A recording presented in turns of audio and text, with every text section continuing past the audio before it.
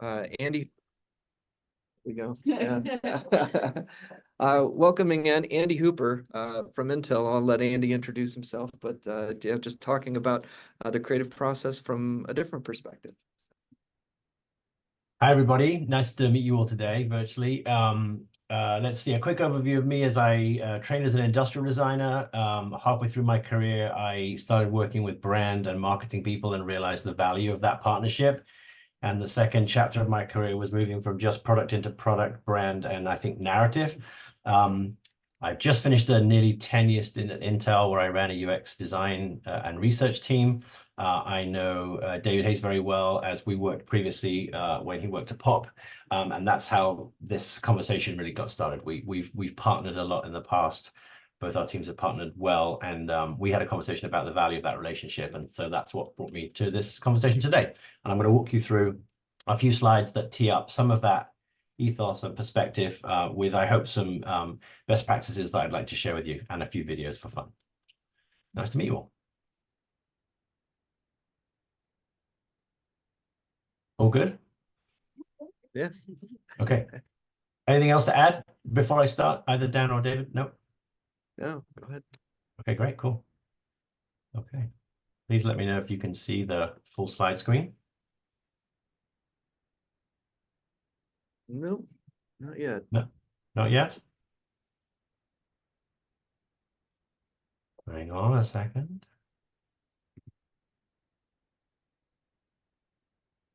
Bear with. Can you see it now? Yes, we see your desktop. Excellent. There we go. Take two. There we go. Okay, excellent. Love those moments. I just teed up why we're talking. I've always had an interest in products. This is an embarrassing photograph of me, top left, wrapped around my grandparents' vacuum cleaner. I always think it's important to share where your passions come from in these moments. As I shared before, I've always been interested in this holistic approach to solving design problems. I've been lucky enough to work in a diverse environment for about 20 years, working with both graphics and physical design and that full ecosystem of what we call experience design now. I'm passionate about this modern product ecosystem, and of course, marketing has an enormous role to play, I believe, in that relationship. And I think those collaborations are key to our collective successes. And that's really what I would like to share in some of these perspectives today. A little bit more about me. I've been fortunate enough to work with some fairly impressive large partners. What aren't listed here are the small partners that we also work with all the time. My chapter at Intel was obviously working with large corporations, but I've also worked with startups, including a company called Blink that does electric vehicle charging infrastructure, and that was my role previous to Intel. I've always felt that this holistic approach is key, and of course the anchoring point to this is ensuring that when we're working on these problems, that they impact the business, right? So key to this is customer perspective, sort of tracking customer journeys. It's a thing that I think both design talent and marketing talent can do very well when they work together.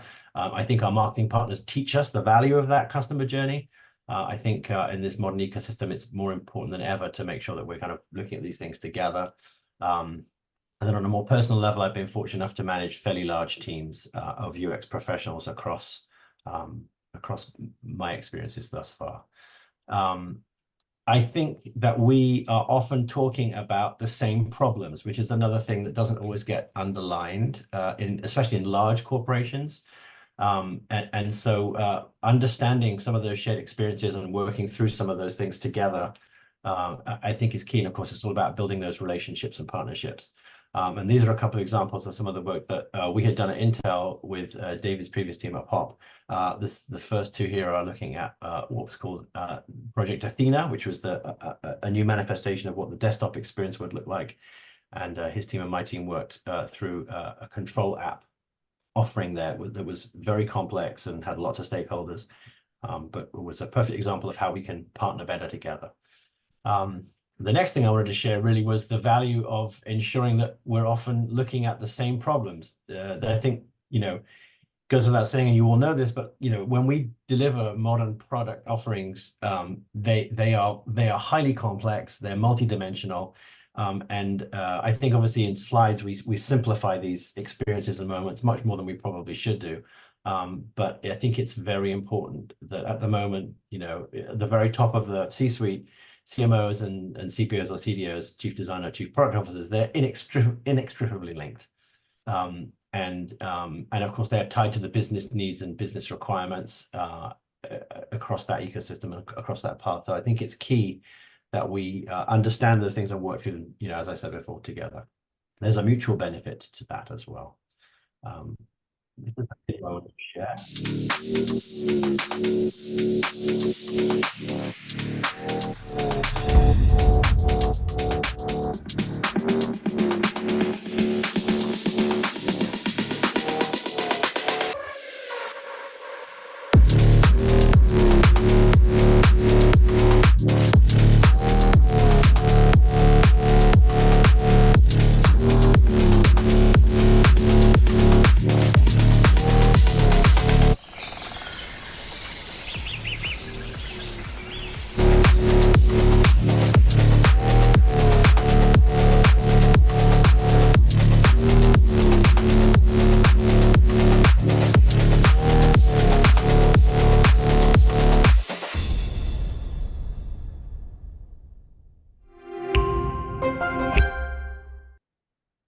Sorry if that was a bit loud on your end. I'm not sure how the sound was.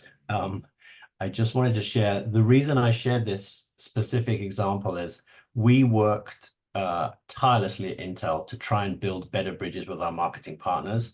The three kind of pillars of product offering are really the architecture and the technical partners. And of course, at Intel, that's a heavy weight and a heavy presence. And then marketing, of course, makes sure that those messages are shaped in the right way and that the narrative is approachable. And the UX team is really a bridge between those two spaces. And what I found quite a lot was if we didn't invest in those relationships properly, teams would just go off and build what they wanted to build. And the reason I share this video is this is completely the opposite of what we were doing at the time within our space.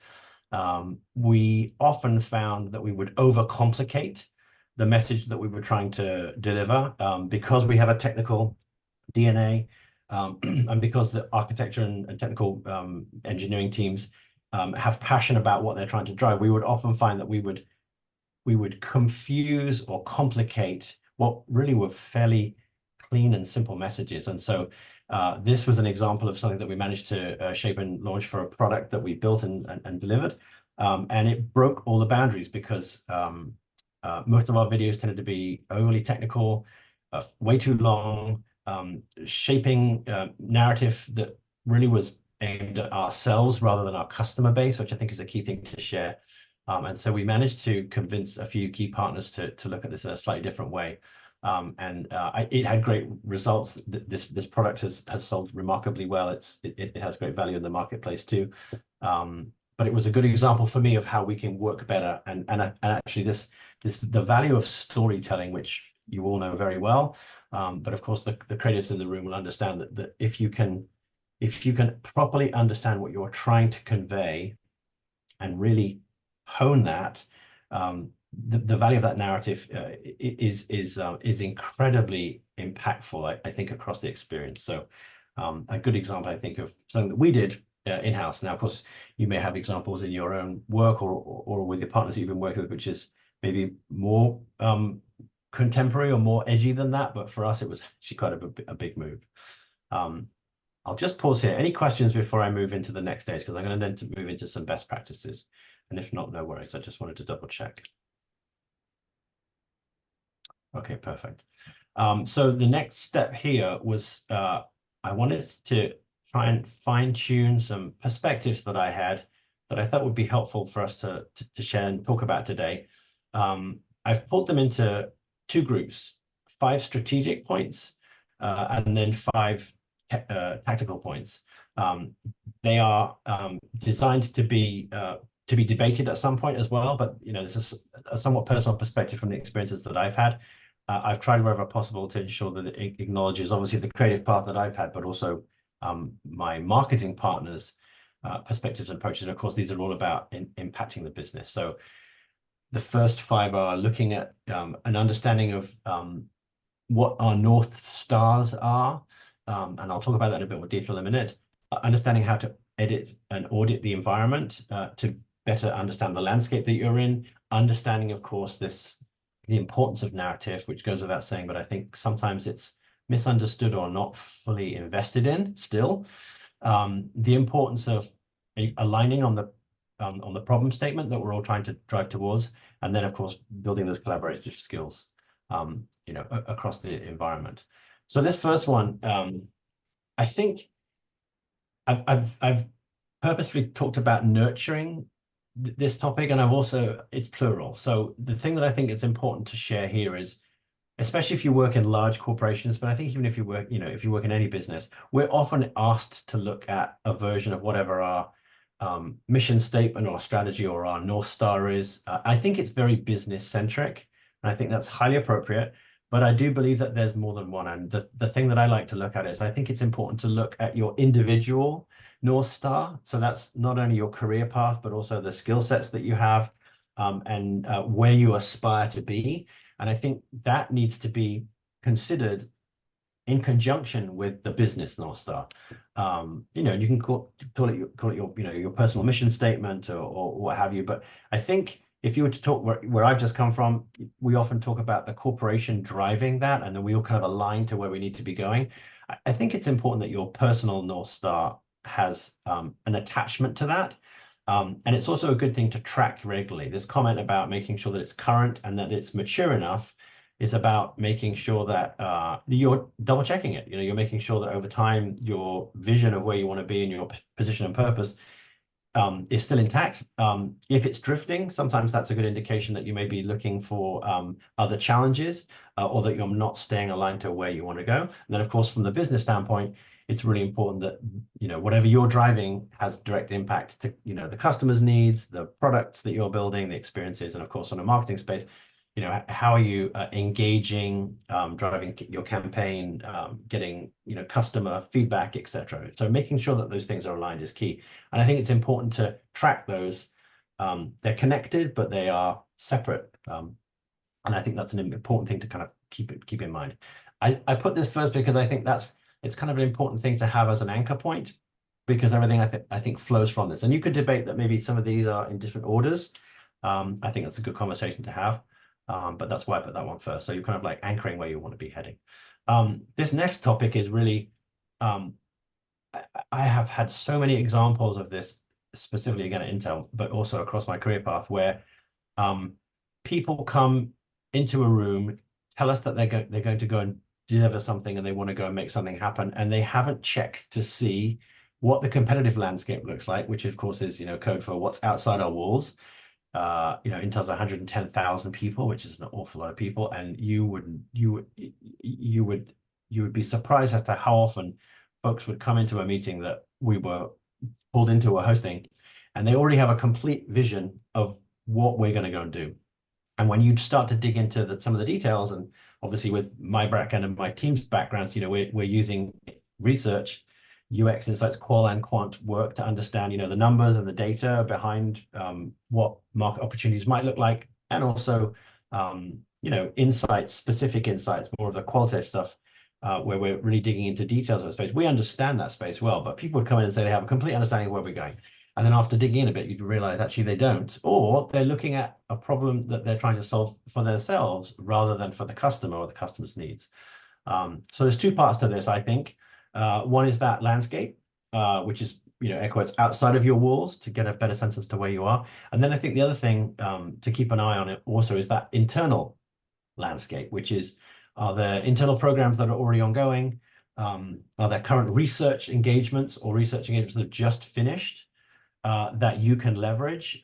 We also had some successes, but it took us some time to get to a point where we'd have like two senior VPs in a room, and we'd want them to work together and align on something that we were talking through. And they had no idea that their team had just finished a research program that we could leverage. So, again, trying to better understand that environment, I think, is key. This one, I think, everyone in this meeting understands well. But I think it's really important to underline it, just ensuring that the narrative resonates and can engage with the audience. I think the one thing I would add to this is, depending on who your audience is, quite often we can start to believe that we have the full narrative and not complete the exercise or not fully craft it. This audience knows this very well, but certainly from a design standpoint and from a product standpoint, we would sometimes skip over some of these things. I would sometimes get in trouble for slowing the process down to speed it up by saying, hey, what exactly are we trying to tell here? What's the story? What are the key tenets? Who's the audience? Again, back to customers again, how is this going to resonate with the customer base, etc. So crafting that narrative, I think, is key. Next topic here is about then aligning on what we're going to go solve, that what we would call the problem statement.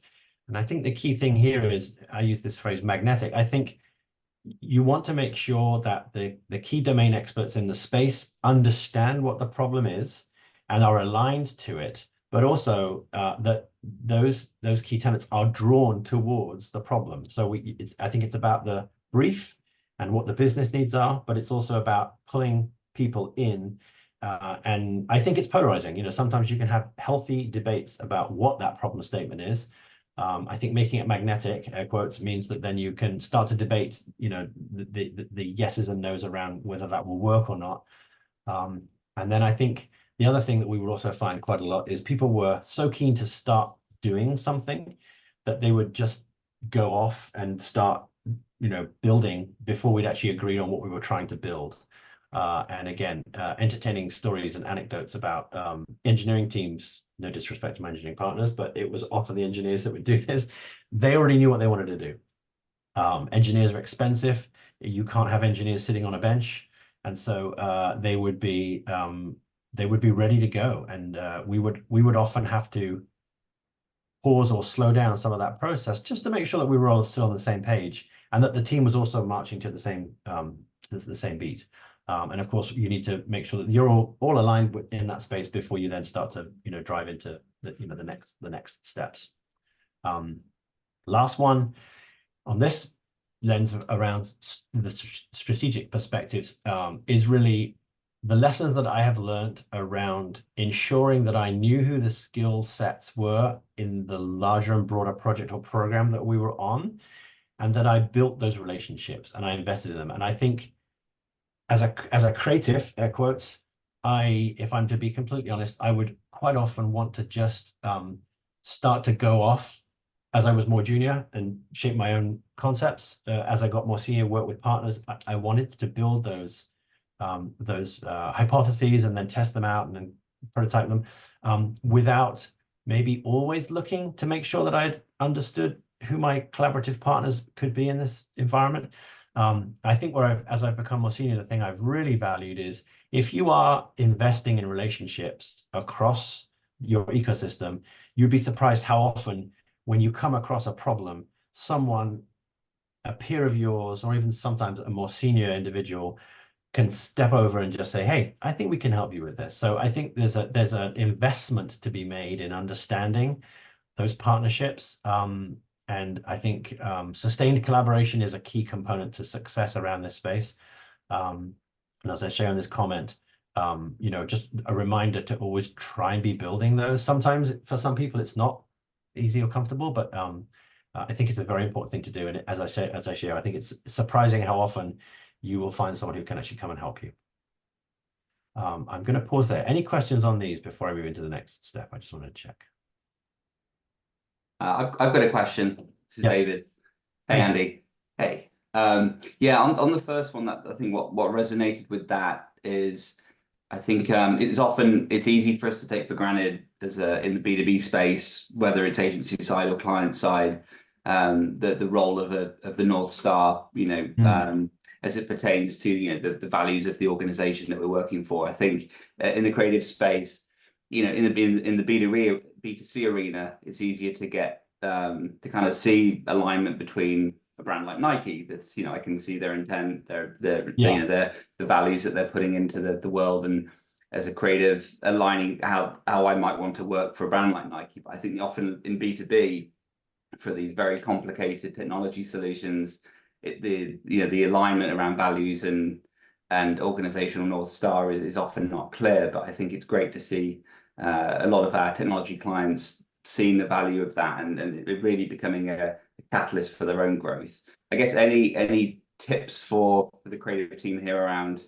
how in this with the technology organization like Intel, how you were able to kind of sort through the technology to kind of see your own North Star within that? Yeah, it's a really good point. I mean, I should also add that the group that I was leading from the UX side was actually a B2B business. So you make a really good point about the importance, because as you say, if it was B2C, I think it tends to be easier, or maybe it's more polarizing, whether you are aligned to that or not.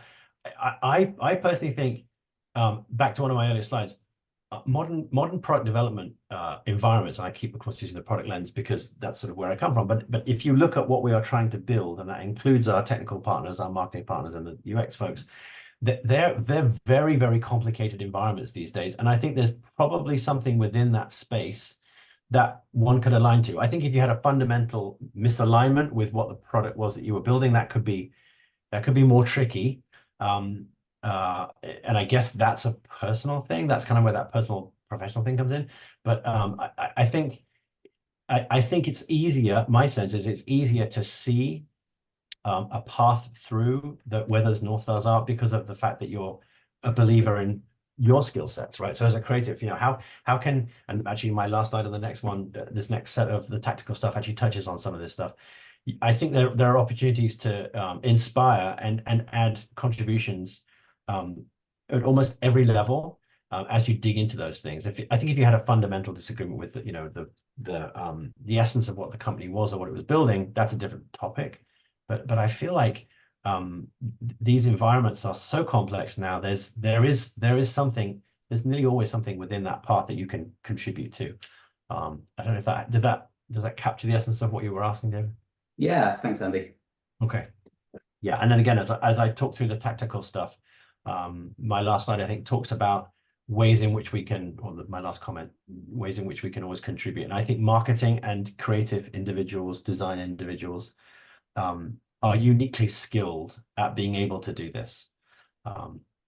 Okay, good. So now pivoting to the next chapter here with these 5 tactical points. So this is now then looking less about where our long-term purpose or vision is, and now into more of the deliveries of some of those elements. So these 5 points touch on pivoting between that chapter we just talked about of strategic contributions and observations and inputs, and then into more tactical stuff. Then looking at the value of research and design and making sure that they're brought in early enough in the process, which I think I have some interesting anecdotes to share. This next topic is looking at, I think, a more evolutionary approach to the agile, development ethos of failing fast, where small and intelligent adjustments actually can get you where you need to go faster with the right data to inform you. The fourth comment is really about the magic individuals that you engage in these programs and spotting who those talents are and how you can employ them or deploy them, sorry. And then this last topic I touched on before, which is working out ways in which you can inspire. And I think, as I said, this audience here understands those topics fairly well. So in a bit more detail, I personally believe that we in large corporate environments tend to not fully understand what the strategic engagements are, and then how those strategic engagements then align and then move towards agreeing and aligning on then what we're going to do about them, what problems we're going to solve, and then how we're actually going to make or deliver to those. So that I've rather crudely grouped these as strategic and tactical. You could use different phrases. You could add more phrases or more stages or steps between them. But I felt this was palatable, and I think this is helpful for this audience today, and it certainly has helped me. I think it's important to understand both these engagements, and it's also important to practice and acknowledge when you're moving from one thing to the other. one of my bosses used to talk about conversations for possibility and the difference, and it was kind of an engineering perspective, kind of entertaining, but he would say conversations for possibility versus conversations for action. And this was a way that he would encourage the team to stop making things when they thought they heard someone say, hey, we should go and do this.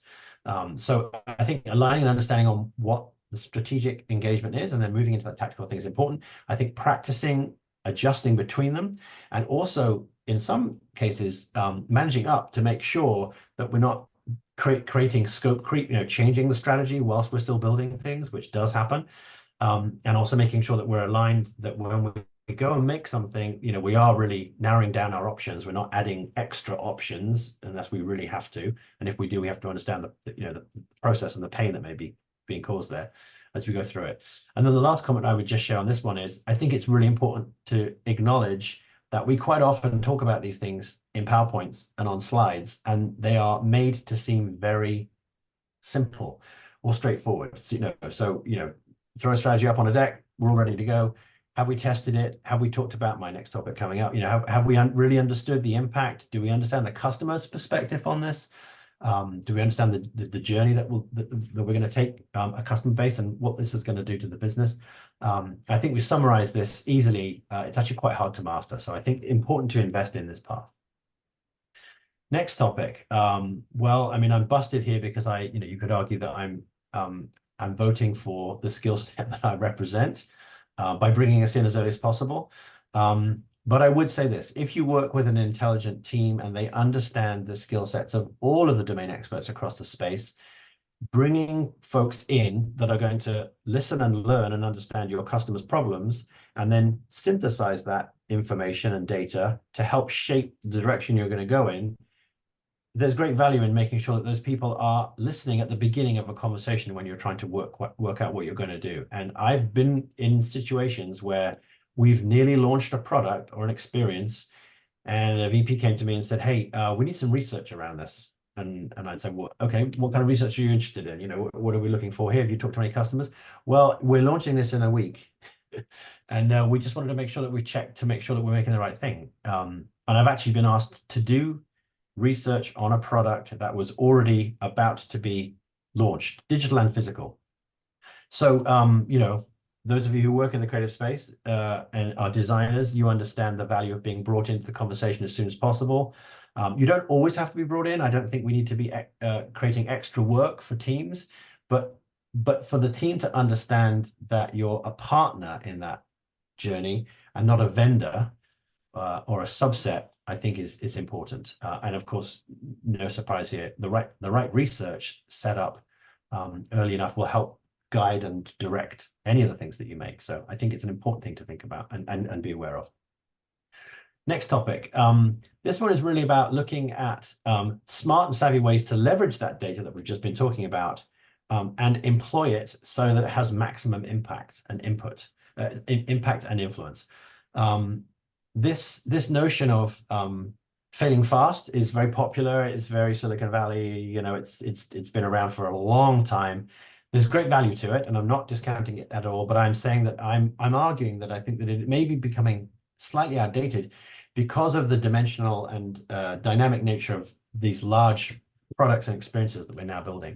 And I think the value of this, looking at iterating, adding small intelligent perspectives to something that's already started and in play, actually can give you more pace and more and actually a more accurate end result. So I'd love to hear more about other people's perspectives and opinions on this, but I think this iterative is a key thing to be aware of as we evolve modern product experiences. The next topic here is, this was actually brought out from some of the work that I did with David and his team. We were very fortunate when Intel engaged with Pop that his team had excellent project and program managers. And they were really the glue that kept the product and the program on the rails.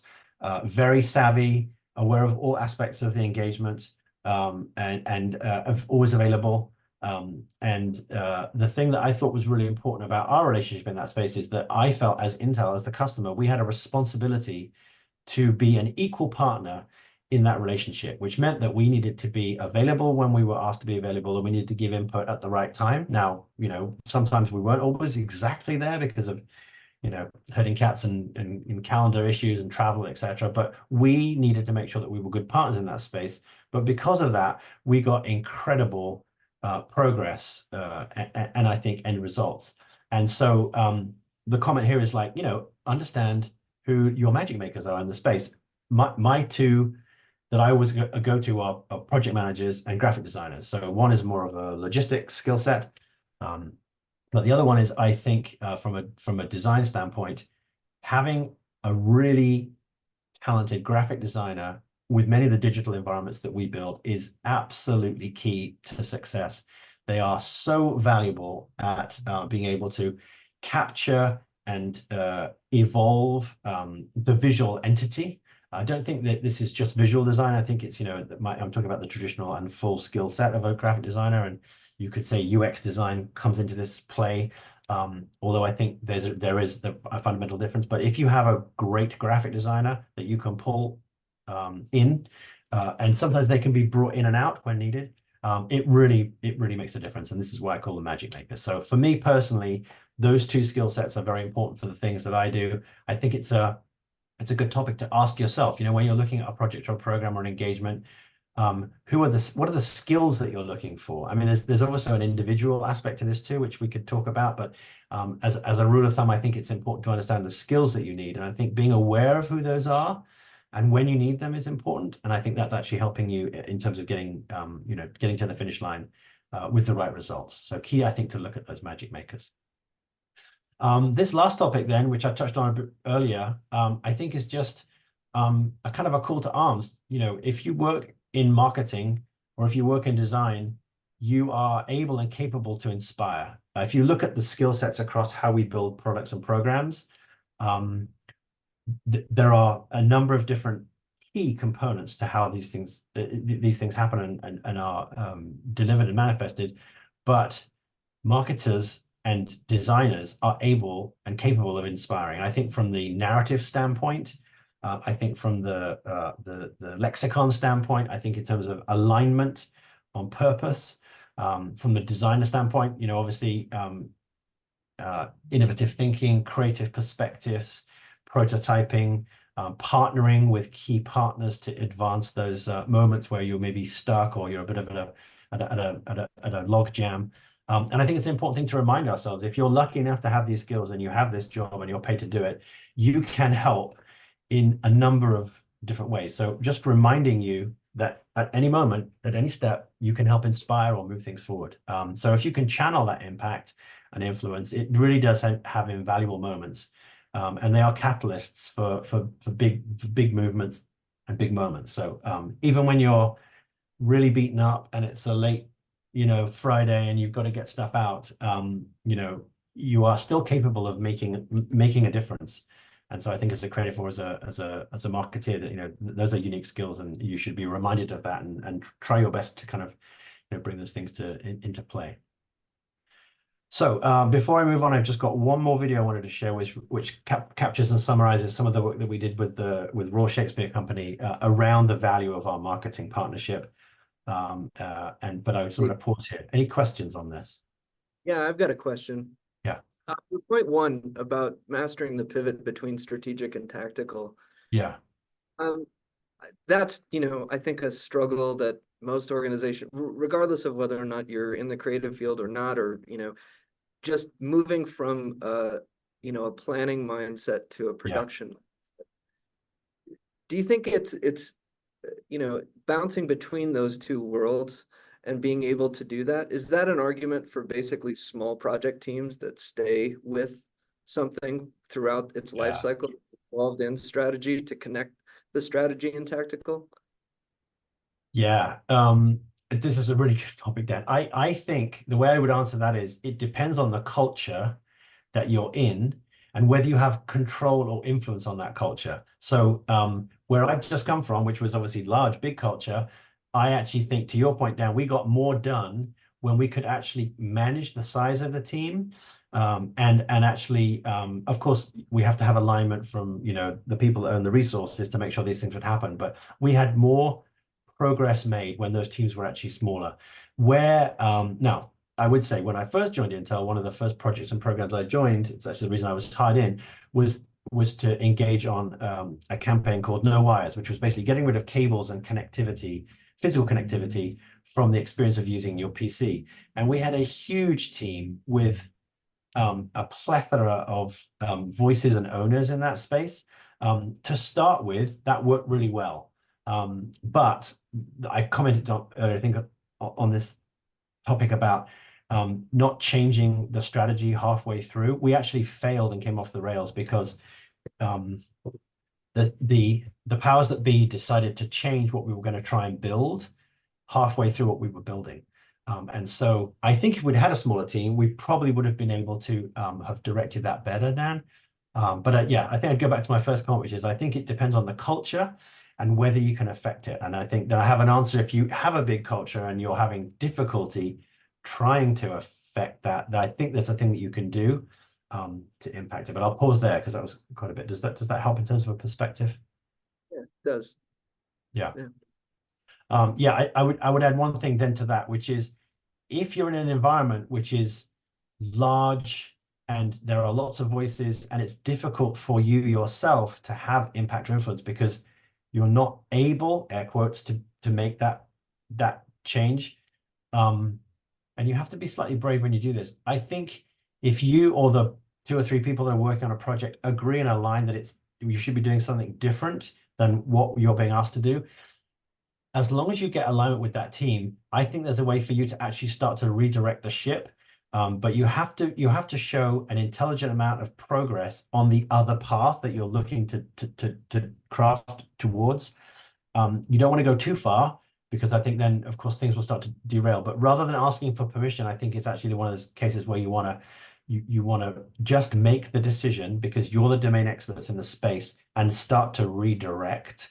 And then the skill, of course, is back to that understanding when to pivot. When you then go back to the strategic perspective and say, hey, we think we need to be going over here. Here's the reason why. We've actually done a version of this. It's not, we haven't pulled ridiculous amounts of resources, but we now want you to come back and look at this because we think this could change our strategy.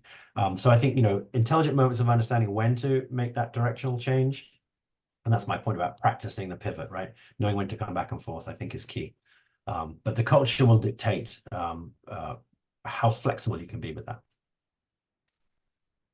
Okay. So then that completed my perspective on the tactical stuff. I had one other video that I just wanted to share with you. It's about 3 minutes long. The tee up here is as part of the effort that we were working on with some of our experience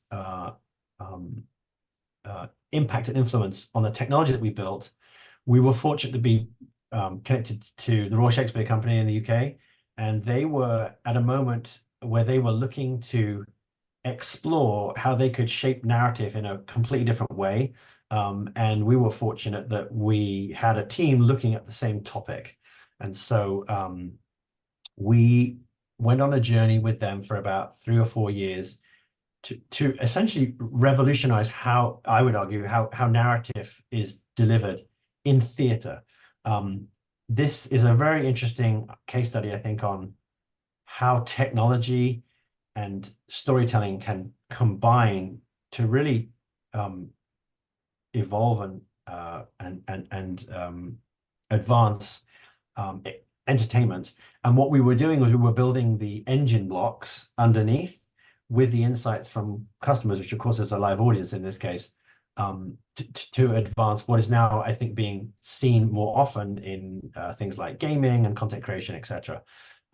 This product was called, this was the Tempest. So Intel and the RSC partnered up to build a live real-time avatar that would project a character that was in motion cap, sometimes when in motion cap off the screen or previously recorded, but it had to be delivered on a stage, so there could be no screw ups. It had to be delivered without any latency issues or challenges. So This is a summary slide. If anyone has any more summary video, if anyone has any more questions about this, I can give you more detail. But it was a fascinating opportunity for us to build that path. And storytelling and narrative and our marketing partners were key to its success. So I will just play this now, hopefully.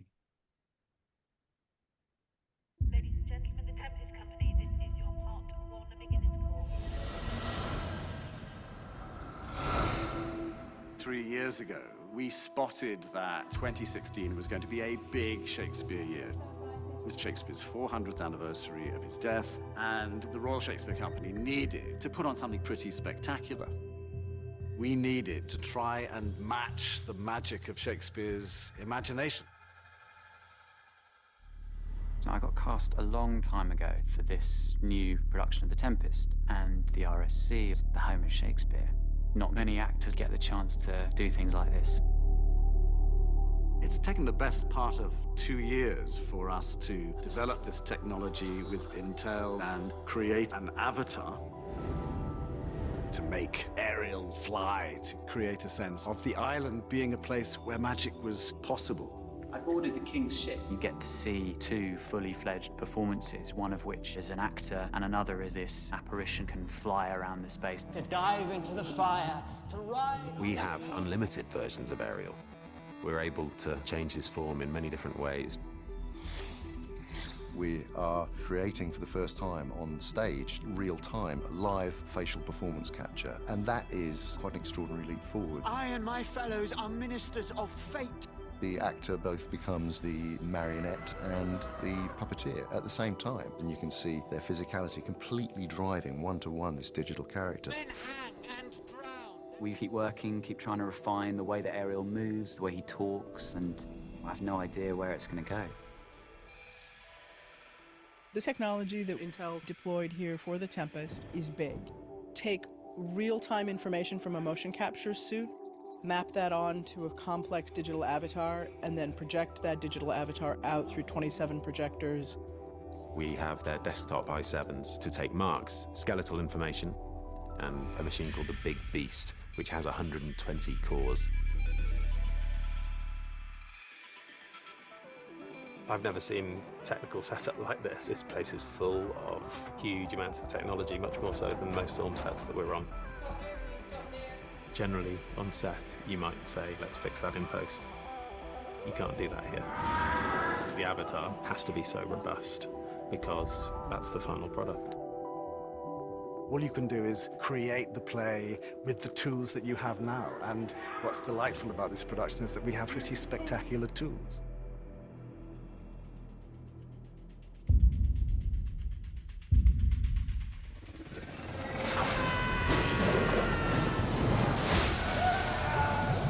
What the technology affords us is the ability to encapsulate Shakespeare's vision, inclusive of all that magic, that wonder.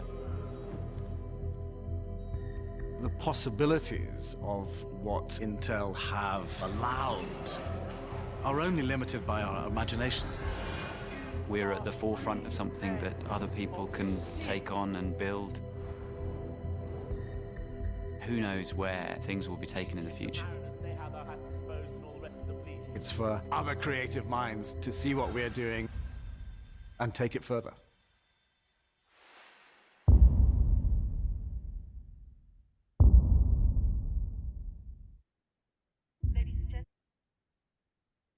Thank you, folks. I've really enjoyed the opportunity to share some of these stories and perspectives with you, and obviously I'd be happy to answer any questions. And if anyone has any further questions or wants to dig into any of these topics in any more depth, I'm happy to connect. I can work with Dan and with David on this too. So that's the end of my presentation. Yeah, thanks, Andy. Sure. Any questions?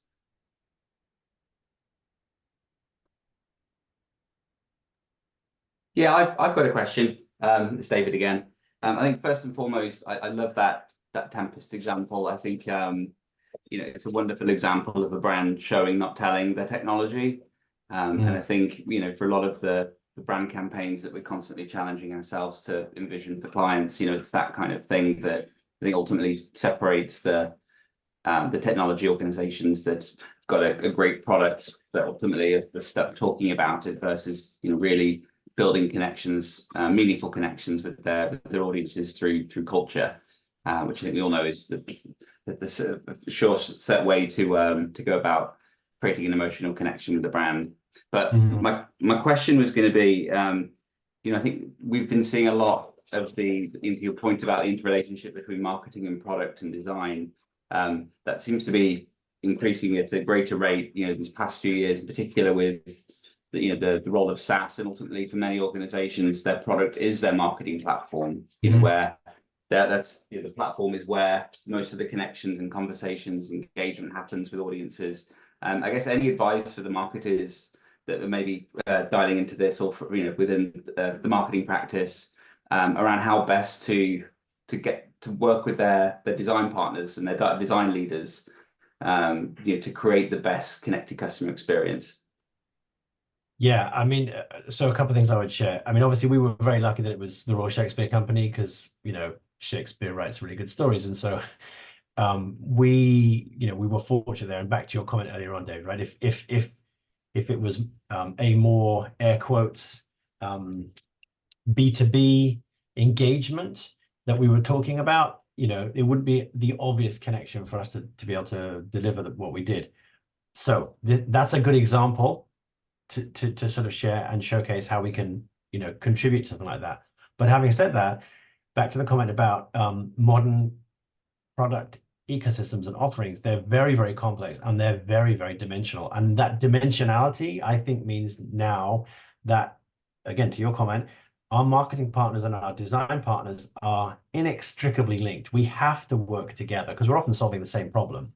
This notion of a department looking at one part of the problem and then kind of air quotes throwing over the wall to the other one is completely gone. And if anyone is ever involved in an environment where that's still happening, find a way to pull them aside and say, we can't be doing this anymore, because we're all literally solving the same problem. My most valuable moments were when my marketing partners or my engineering partners were talking about the value of the things that we were trying to do, that ecosystem approach, right? That holistic touch point with the customers, pain point, and we were talking each other's language, right? So we were solving that problem in a connected way. So specific to your comment, David, about the B2B world, I think that if you look at the customer journey and look at those moments where you're engaging with a customer and the customer is understanding whatever it is you're offering, and of course, as we've talked now about shaping that narrative, they're getting a better understanding. If you look at that customer journey, there will be moments where there's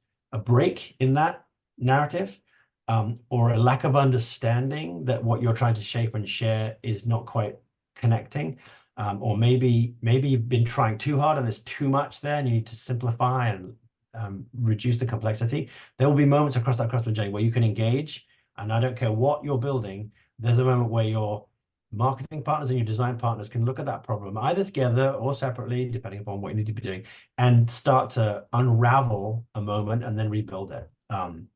And then the last thing I would say is, back to that comment about you know, thinking about things collaboratively and working through moments. If you are investing in being a sustained collaborator, you are working through those problems together, you will break those moments down quicker and solve them. And then, of course, you bring the skill sets of the marketeer and the traditional marketer and traditional designer to play. But there's always something there that you can look at that you can contribute to. I think because of the fact that the modern product ecosystem is, as I said, so complex and so dimensional.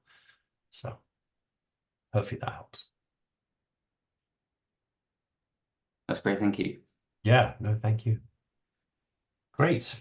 Well, if there are any more questions and you don't want to share them now, feel free. I'll work with Dan and with David to make sure that you can get a message to me.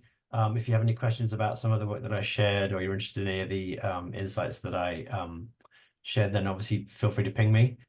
If you want to use any of these things, the only thing I would ask is that you acknowledge that I did some of it, not all of it, and enjoy it. And then, of course, the other thing I would say is this is just a perspective of where I am now. So I think this will change and evolve, and I would encourage you to look at these things with your own lens in your own way. Look at those North Star topics, both for yourself and also for your culture and your community, and keep them current, because they're invaluable to your progress. And yeah, it's been a pleasure to talk with some of you today, and look forward to talking to you more in the future. Thanks for the time. Thank you. Great. All the best. I'm going to drop now. Thanks again. I hope the rest of the sessions go really well. Thank you.